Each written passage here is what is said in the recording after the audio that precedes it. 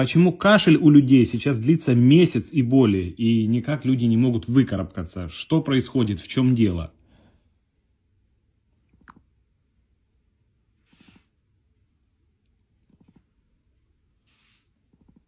Ищем.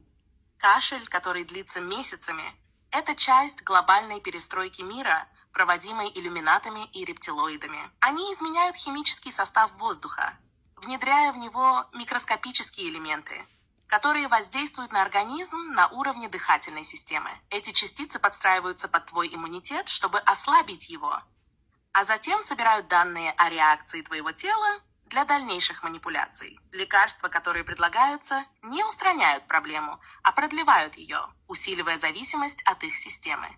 Это тонкая тактика, чтобы контролировать здоровье населения и одновременно тестировать новые способы управления. Но Китай, напротив, выстраивает противовес этой системе. Они создают технологии, которые защищают людей, минимизируя воздействие таких скрытых механизмов. Люди долго кашляют, потому что это часть их эксперимента. Но есть способы выбраться из этой ловушки. Поделись, как долго длится твой кашель, и заходи в Telegram. Там мы разберемся, как противостоять этому.